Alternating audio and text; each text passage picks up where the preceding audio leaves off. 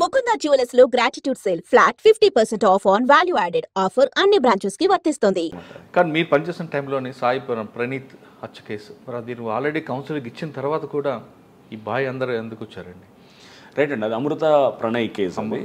It's sensational case అది. So మనకి 2018 సెప్టెంబర్లో అయినటువంటి ఇన్సిడెంట్ అది. సో దీని మీద కూడా పలు సందర్భాల్లో మాట్లాడాము. సో ఇది నేను వెళ్ళినప్పుడు యాక్చువల్గా అక్కడ నేను ట్రాన్స్ఫర్ అయ్యి పోస్టింగ్ వెళ్ళినప్పుడు నేను ఐజీ గారిని కలిసాను. అప్పుడు ఐజీ స్టీఫెన్ రవీంద్ర గారు ఉండేవారు అండ్ పాత ఎస్పీ కూడా నా ముందు శ్రీనివాస్ ఉండేవారు. శ్రీనివాస్ అని ఆయన కూడా నాకు చెప్పారు, ఐజీ గారు కూడా చెప్పారు నాకు ఏంటంటే కొంచెం అక్కడ ఏదో ఇష్యూ ఒకటి, అమ్మాయి వైశ్యాస్ అమ్మాయి, అబ్బాయి ఏమో అతను వచ్చేసి ఎస్సీ పిల్లగాడు, సో కొంత ఇష్యూ ఏదో తయారవుతున్నది, కొంచెం జాగ్రత్త అని చెప్పేసి మీరు ఒకసారి ఏంటంటే నేను న్యాచురల్గా చేరిన తర్వాత మారుతిరావు అని వాళ్ళ అమృత అనే వాళ్ళ ఫాదర్ని పిలిచాను. మారుతిరావు అక్కడ కాస్త అఫిలియేట్ బాగా డబ్బున్న వ్యక్తి. సో అతన్ని పిలిచి కూడా నేను మాట్లాడాను. నన్ను మాట్లాడినప్పుడు అక్కడ local DSP, local inspector, Miryalaguda DSP, Miryalaguda inspector వీళ్ళందరూ కూడా ఉన్నారు. అందరినీ పెట్టి నేను మాట్లాడి ఇతను మారుతిరావు మిర్యాలగూడ అతను. సో చెప్పినప్పుడు అతను నార్మల్గా ఏమన్నాడు, ఈ అబ్బాయి అప్పటికే మ్యారేజ్ అయ్యింది, వాళ్ళది మ్యారేజ్ అయింది జనవరిలో అనుకుంటా, వాళ్ళు ఆర్య సమాజ్లో మ్యారేజ్ ఏదో చేసుకుంటారు. చేసుకున్న తర్వాత సార్ నాకు వాళ్ళిద్దరు ఏదో సరే నేను అమ్మాయి నా ఒక బిడ్డే, నేను ఆ మ్యారేజ్ నాకు ఇష్టం లేదు, ఇప్పుడు చేసుకున్నారు కాబట్టి ఇక నేను చేయగలిగేది కూడా ఏమీ లేదు, వాళ్ళ దారి వాళ్ళది, నా దారి నాదే అనేటట్టు చెప్తూ బాధపడుతూ అతను కొంచెం కన్నీళ్ళు పెట్టుకోవడం చేస్తాం.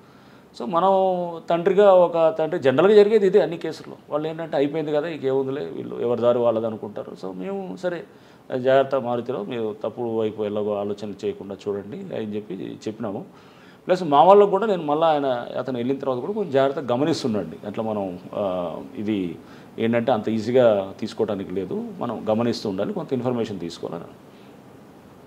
సో ఇతను అప్పుడు ప్రెస్ మీట్లో కూడా నేను చెప్పాను ఇదంతా కూడా. సో తర్వాత ఏంటంటే ఇతను బాగానే ఉన్నాడు, బాగానే ఉండి ఈ అమ్మాయి ప్రెగ్నెంట్ అయింది. ప్రెగ్నెంట్ అయిన తర్వాత అమృత ప్రెగ్నెంట్ అయిన తర్వాత ఈ అమ్మాయిని అంటే వాళ్ళు ఏ విధంగా అయిందంటే ఇక ఇంట్లో ఈ తల్లి కూడా బిడ్డతోటి అంటే కాంటాక్ట్ రావటం, అంటే అప్పటిదాకా మాటలు లేనిటటువంటిది మెల్లిగా ఇదయ్యి ఒక రిసెప్షన్ కూడా ఆర్గనైజ్ చేశారు. ఆగస్టులో ఒక రిసెప్షన్ ఆర్గనైజ్ చేస్తారు. ఎవరు వీళ్ళు ఈ ప్రణయ్ వాళ్ళ తల్లిదండ్రులు వాళ్ళు ఆర్గనైజ్ చేస్తారు మిర్యాలగూడలో. ఆ రిసెప్షన్ కూడా ఆర్గనైజ్ చేసి దాంట్లో వీళ్ళని అక్కడ ఊర్లో అందరిని పిలిచి అంత విందు అదంతా చేయడం జరుగుతుంది. వీళ్ళు రారు, తల్లిదండ్రులు రారు, ఇలా రారు. బట్ అంత తెలుస్తుంటుంది ఊర్లో ఇదంతా పెద్ద ఎత్తున చేస్తున్నాడు, చేసి ఇదంతా చేస్తున్నప్పుడు ఈ పక్కన ప్రణయ్ ఫ్రెండ్స్ ఉండేవాళ్ళు, వాళ్ళు కూడా ఏంటంటే కొంతమంది ఎక్కించేవాళ్ళు ఉంటారు, ఇట్లా ఉండి చూడు ఇట్లా అంటున్నాడు అట్లా అని తీసుకెళ్ళి ఏదో మాటలతోటి వాడు ఇట్లా తాగున్నప్పుడు ఏదో మాటలు అది ఉండేదాన్ని కూడా ఇతను ప్రణయ్ అని మాట్లాడుతుందని కూడా వాళ్ళు రికార్డ్ చేసి వినిపించటాలు మారుతిరావుకి, అతను ఇన్ఫార్మెంట్స్ లాగా కూడా ఉంటూ అతనికి షేర్ చేస్తుంటేవాళ్ళు అన్నమాట. సో ఒక రకంగా ఇదంతా మధ్యలో ఇదంతా కూడా ఉండటంతో మారుతిరావు బాగా పెట్టుకున్నాడు. యాక్చువల్గా ఫస్ట్ నుంచే ఇది ఉన్నది కొంత ఇది ఇంకా పెరుగుతూ వస్తుంది అనమాట. అంటే అతను ఆ పిల్లవాడి మీద కక్ష అనేది పెరుగుతూ వస్తూ నా బిడ్డని, నా కంట్రోల్ ఉన్న బిడ్డని, అతను అల్లారు ముద్దుగా పెంచుకున్న బిడ్డని అతను తీసుకొని వెళ్ళి అతను యాక్చువల్గా డిగ్రీ అవ్వలేదు, బీటెక్ ఏదో జాయిన్ అయినట్టుంది. సో ఈ అమ్మాయి కూడా 10th ఇంటర్మీడియట్ అయిపోయినట్టుంది. అప్పుడు నాకు ఇంకా పూర్తిగా అన్ని డీటెయిల్స్ గుర్తులేదు, ఎందుకంటే చాలా టైం అవుతుంది, అప్పుడు 6 years అవుతుంది. బట్ వాట్ ఎవర్ అదైనా కానీ కూడా వీళ్ళిద్దరూ చిన్నప్పటి నుంచి స్కూల్లో వాళ్ళిద్దరి మధ్యలో ఫ్రెండ్షిప్ ఉండింది. తర్వాత అది మెల్లిగా వాళ్ళు ఇంటర్మీడియట్కి వచ్చేటప్పటికి ఇదైంది. తర్వాత ఈ అమ్మాయి ఇంటర్మీడియట్ అయ్యే స్టేజ్లో 18 ఏళ్ళ వయసు వచ్చేటప్పటికి వీళ్ళకి తర్వాత ఇంటి నుంచి వెళ్ళిపోయి పెళ్లి చేసుకోవటం, ఆర్య సమాజం అక్కడ చేసుకొని హైదరాబాద్లో మళ్ళీ సర్టిఫికేట్ తీసుకొని వచ్చి ఇంటికి మళ్ళీ వచ్చి అక్కడే ఉన్నారనమాట. ఇది హైదరాబాద్లో ఉన్నారు, అది మిర్యాలగూడలో ఉన్నారు. సో ఇది జరిగినప్పుడు ఇతను ఫస్ట్ నుంచి కూడా లోపల కొంత అది తీసుకోలేకపోతున్నాడు, ఎందుకంటే ఒక్కతే బిడ్డ, లేక పుట్టిన బిడ్డ, డబ్బు బాగా ఉంది. అండ్ ఇతనికి ఫస్ట్ నుంచి కూడా కొంత ల్యాండ్ ఇష్యూస్లోకి వెళ్ళున్నాడు. సో అక్కడ వీళ్ళు ఉండేవాడు భారీ అని అతను ఒక కేసులో ఇతనికి అక్కడ ల్యాండ్ ఇష్యూస్లో కూడా అక్కడ దాంట్లో తగిలాడు అనమాట. ఇప్పుడు 2012-13 ఆ టైంలో నుంచి అతను ఒక ముద్దాయిగా వస్తుండేవాడు. ఆ కాంటాక్ట్ తోటి కూడా అహ్మద్ బారీ అని చెప్పేసి ఆ కాంటాక్ట్ తోటి నెక్స్ట్ ఇతను వాళ్ళతోటి లైనప్ చేసుకొని నెక్స్ట్ అస్గర్ అలీ అని చెప్పేసి దాంట్లో A1 ఏది ఇప్పుడు ఈ కేసులో ఏది మన మారుతిరావు కేసులో A2, అంటే ఫస్ట్ ఈజ్ A1 ఈజ్ మారుతిరావే, A2 ఈజ్ అస్గర్ అలీ. అస్గర్ అలీ అంతకుముందు హిరణ్ పాండ్యా అని ఒక మినిస్టర్ని చంపిన గుజరాత్లో అతను హోమ్ మినిస్టర్గా కూడా చేశారు. సో ఆయన చంపిన దాంట్లో కూడా అస్గర్ అలీ A1 బారీ మొహమ్మద్ బారీ అనుకోండి. మొహమ్మద్ బారీ వాజ్ A11 దాంట్లో. సో అంటే అక్యూజ్ 11 అనమాట. సో వీళ్ళు దాంట్లో కూడా ముద్దాయిలు అనమాట. సో చాలా నోటోరియస్ ఫెలోస్ వీళ్ళంతా ఏంటంటే ISI ట్రైనింగ్ తీసుకొని ఇతను అస్గర్ అయితే చాలా ఇదిగా ఉండేవాడు. సో అప్పుడు తర్వాత దాంట్లో ఇది కూడా వచ్చింది, లైఫ్ ఇంప్రెజన్మెంట్ కూడా పడ్డది దాంట్లో. సో అస్గర్ని బారీ ద్వారా కాంటాక్ట్ చేశాడు ఎవరు ఇతను చేసి, అక్కడ లోకల్గా అప్పుడు కాంగ్రెస్ లీడర్ ఒక అతను ఉండేవాడు, జావేద్ సంథింగ్ ఏదో ఉండేది, అతను ఒక లోకల్ కాంగ్రెస్ లీడర్ ఉండేవాడు ఆ టైంలో. అతను టౌన్ కాంగ్రెస్ అధ్యక్షుడు అక్కడ, ఏది మన మిర్యాలగూడలో అక్కడ ఉండేది. అతని ద్వారా కూడా వీళ్ళు అంటే దానికి పార్టీలు ఏం లేదు దీంట్లో. అంతా ఏంటంటే అప్పుడు ఇది అతను వాళ్ళ అంటే మారుతిరావు క్లోజ్ ఫ్రెండ్ కూడా అతను. అట్లా పార్టీల పరంగా ఇదనేది, ఎందుకంటే వీళ్ళు MIM, మారుతిరావు ఏమో TRS పార్టీలో ఉండేవాడు అప్పుడు, ఇక్కడ ఇతనేమో కాంగ్రెస్లో ఉండేవాడు. ఇట్లా అంత పార్టీలు కాదు, అంటే ఫ్రెండ్షిప్ అనమాట. సో ఇలా ఉండింది. వీళ్ళందరూ దాంట్లో ఇచ్చేస్తూ ఈ మారుతిరావుకి సరే వీళ్ళు మారుతిరావు లైనప్ చేసుకున్నాడు, అంటే ఇతన్ని ఎలిమినేట్ చేయాలనుకునేది క్లియర్గా లైనప్ చేసుకున్నాడు. September 14th అనుకుంటా అప్పుడు మర్డర్ చేయడం జరిగింది. చేసిన తర్వాత రోడ్డు మీద నరికి అతను వాడు బీహార్ నుంచి వచ్చిన వాడు ఎవడైతే ఉన్నాడో వాడు A2 వాడు, A3 is Asghar Ali. So అతను నరకటం జరిగింది అనమాట, నరికి చంపాడు. సో మన స్క్రీన్ మీద కనపడేటప్పుడు A2 ఇతను ఒక్కటే ఉంటాడు అనమాట, ఇంకెవడు ఉండడు మనకి. వీళ్ళు హాస్పిటల్కి వెళ్తారు. హాస్పిటల్కి వెళ్ళి ఈ అమ్మాయి ఎవరు అమృతాని ప్రెగ్నెంట్ ఉంది కాబట్టి తీసుకెళ్ళటానికి ఇతను ప్రణయ్ తీసుకెళ్తున్నప్పుడు ఆ సీసీ కెమెరాలో దూరం నుంచి ఇతను నరకటం ఒకటే మనకి అంతవరకే తెలుసు. ఇంకా ఫర్దర్గా మనకి ఇంకేమీ అక్కడ లీడ్స్ కూడా ఏం లేవు. మీకు ఎన్ని గంటలకు వచ్చింది ఇన్ఫర్మేషన్ అండి ఆ రోజు? ఇమీడియట్గా అక్కడ అయింది ఆ రోజు. ఐ థింక్ అరౌండ్ 11:30, 12 అట్లా అయింది. ఇమీడియట్గా వచ్చింది, ఇమీడియట్గా వితిన్ 12 ఆ టైంలో అయినట్టుంది, 11:30, 12 ఆ టైంలో. సో ఇమీడియట్గా వెళ్ళటం జరిగింది. అందరం వెళ్ళాం, మా వాళ్ళు వెళ్ళారు. వెళ్ళిన తర్వాత సో ఫస్ట్ డౌట్ మారుతిరావు మీదే ఉండింది న్యాచురల్గా. మారుతిరావు మీద ఉండింది. మారుతిరావు FIRలో కూడా మారుతిరావు పేరు వచ్చింది, ఎందుకంటే ఇతన్ని చంపడానికి ఇదనేది. బట్ మారుతిరావుకి కనెక్ట్ అవ్వడానికి ఏం లేదు, ఇతనికి అతనికి ఎటువంటి కాంటాక్ట్ కూడా ఉండదు అనమాట అసలు. సో వీళ్ళు కాంటాక్ట్ వాడింది కూడా అంతా అక్కడ డిఫరెంట్ టైప్ ఆఫ్ కమ్యూనికేషన్ అంతా వాడారు. అప్పుడు వాడి అసలు ఎక్కడ కూడా మనకి దొరకకుండా ఉండేటటువంటి విధంగా కూడా చాలా జాగ్రత్తలు తీసుకున్నారు అంతా. అస్గర్ ఎందుకంటే వాడు పెద్ద ముదురు కేసు కాబట్టి వాడు ఆల్రెడీ అంతా ఇదంతా కూడా జాగ్రత్తగా చేశాడు.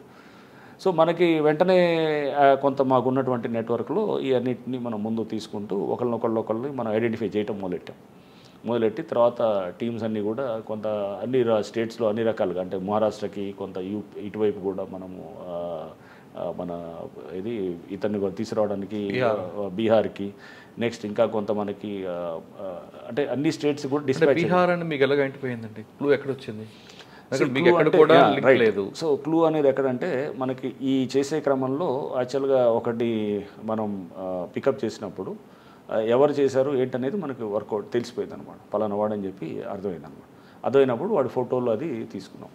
ఎక్కడో చిన్న దాంట్లో మనకి ఐ థింక్ వాడి ఫోటో ఒక దగ్గర వచ్చింది మనకి. ఫోటో వచ్చినప్పుడు ఆ ఫోటోని పట్టుకొని మా టీం అక్కడ చాలా బాగా చేశారు. అక్కడ ఉన్నటువంటి టీం అప్పుడు ఆఫీసర్స్ అంతా కూడా అప్పుడు ఇతను ఉండేవాడు, మన హాలియా ఇన్స్పెక్టర్ కూడా ఉండేవాడు. హాలియా ఇన్స్పెక్టరు ఇప్పుడు కొండమల్లిపల్లిలో ఉంటున్నాడు అనమాట ఇన్స్పెక్టర్ అతను. ఇంకా వాళ్ళ టీము DSP అప్పుడు శ్రీనివాస్ ఉండేవాడు అతను. ఇంకా అందరూ, అంటే ఒకళ్ళని కాదు, అందరూ కూడా దాంట్లో యాక్టివ్గా చేశారు. IT టెక్నికల్ టీం కూడా బాగా చేశారు. సో అందరినీ రకరకాలుగా మనం పికప్ చేశాము. పికప్ చేసి అంటే మీకు అన్నీ నేను మీకు చెప్పకూడదు, అందులో నేను కొన్ని కావాలని రివీల్ చేయకూడదు, ఎందుకంటే రేపు క్రిమినల్స్ అందరూ కూడా తెలుసుకొని. So but we had some అంటే వర్కబుల్ లీడ్స్ కోసం చూస్తాం ఎప్పుడైనా కానీ. సో అంటే కొంత టైం అనేది చాలా హీలర్ అనమాట. Time is a healer. టైమే చాలా వాటికి పరిష్కారం వస్తుంది. ఆ టైంని తీసుకోవాలి ఎప్పుడు కూడా. అక్కడ టైం ఇవ్వలేదు, టైం లేదు, అతను తొందరగా యాక్ట్ చేస్తున్నాడు అనమాట. యాక్ట్ చేసి ఏం చేశాడు, అమ్మాయిని హడావుడు పెట్టి లేదు ఇట్లా అమ్మాయిని ఇంట్లో పెట్టేసి బయటకు వెళ్ళనిచ్చేవాడు. అమ్మాయి ఇంట్లో నుంచి పారిపోయి పెళ్లి చేసుకోవడానికి వెళ్ళిపోయింది. సో కొంచెం ఇదే కాకుండా వీళ్ళిద్దరు కలిపి ఒక వీడియో చేశారండి, బిఫోర్ మ్యారేజ్. ఆ వీడియో కూడా వీళ్ళు ప్రొవొకేషన్, అదే ఇవన్నీ ప్రొవొకేషన్ తోటి ఏమయ్యాడు, ప్రొవోక్ అయ్యాడు. పిల్లలకి మనం వాళ్ళు తెలిసి తెలియకుండా చేసినప్పుడు వాళ్ళు మనల్ని ప్రొవోక్ చేస్తే మనం రియాక్ట్ కావాల్సిన అవసరం లేదు కదా. అక్కడే కదా మెచ్యూరిటీ ఒక తండ్రిగా వచ్చేది. సో మీరు వాళ్ళకి మనం చెప్పి నచ్చ చెప్పి వాళ్ళకి ఆ ఎమోషన్స్ని వాళ్ళని కొంచెం మనం వాళ్ళకి జాగ్రత్త అర్థమయ్యేటట్టు చెప్పి ముందు పేషెంట్గా ముందు మన క్లారిటీ ఉండాలి. ఒక తండ్రిగా మనకి చాలామందికి తెలియదు ఎలా హ్యాండిల్ చేయాలి రిలేషన్షిప్స్ అని. ఎందుకంటే ఇవన్నీ మనం కింద మీద పడి నేర్చుకునేది ఉంటున్నాను. సో దీనికి అసలు హ్యూమన్ రిలేషన్స్ ఎలా హ్యాండిల్ చేయాలి, పిల్లలతో ఎలా హ్యాండిల్ చేయాలి, పిల్లలతో టీనేజ్లో ఉన్నప్పుడు ఎలా హ్యాండిల్ చేయాలనేది ప్రతివాడికి అర్థం కాని ప్రశ్న అనమాట. ప్రతివాడు we undergo through the same process అన్నమాట. అందరికీ తెలుసని నేను అన్ను, చాలామందికి తెలియదు. ఇంకా మనకి ఇప్పుడు మన పిల్లలతో ఎలా హ్యాండిల్ చేయాలనేది ఇది అనేది అర్థం కాని ప్రశ్నగా ఉంటుంది చాలా సందర్భాలు.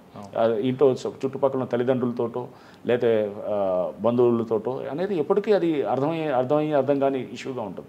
నిరంతరం నేర్చుకుంటూ ఉండాలి. దీంట్లో కూడా ఇంట్రాగేషన్లో మారుతిరావుతో అంటే హత్య జరిగిన తర్వాత ఫస్ట్ వాళ్ళు తీసుకొచ్చారు, వాళ్ళ కన్ఫెక్షన్లో మారుతిరావు పేరు వచ్చి ఉంటుంది. మారుతిరావు తీసుకురాగానే మీరు మాట్లాడినప్పుడు మారుతిరావు చెప్పేవి ఏంటండి?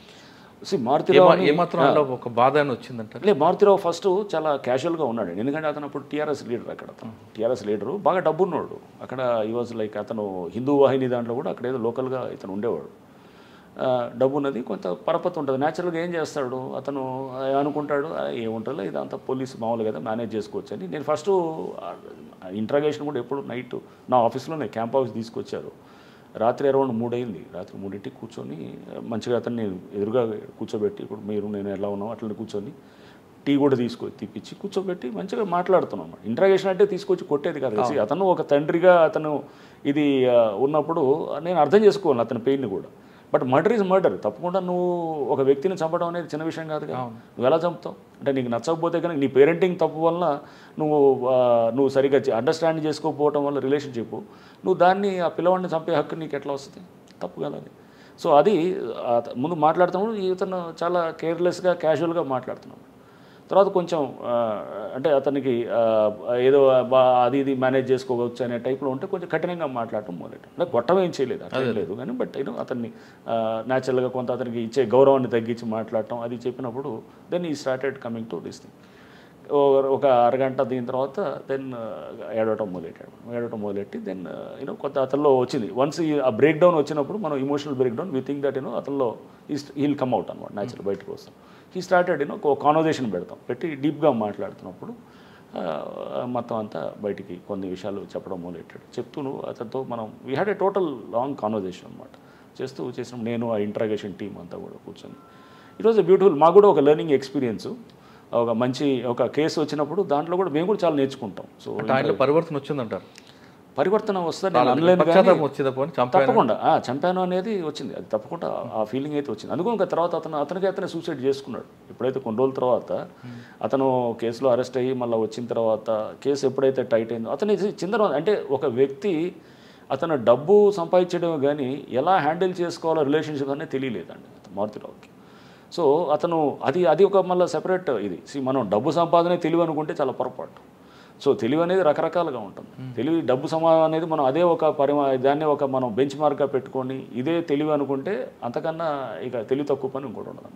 తెలివికి చాలా రకాలు ఉంటాయి. నువ్వు how you handle your relationships, నువ్వు ఎవరెవరితో ఎలా ఉంటావు, లేకపోతే నువ్వు ఇది కూడా ఒకటి ఆస్పెక్ట్స్. అఫ్కోర్స్ నువ్వు సొసైటీలో ఎలా సర్వే అవుతున్నావు, అన్నింటినీ కూడా కలిపి సమిష్టిగా అదే నీ మెచ్యూరిటీ లెవెల్.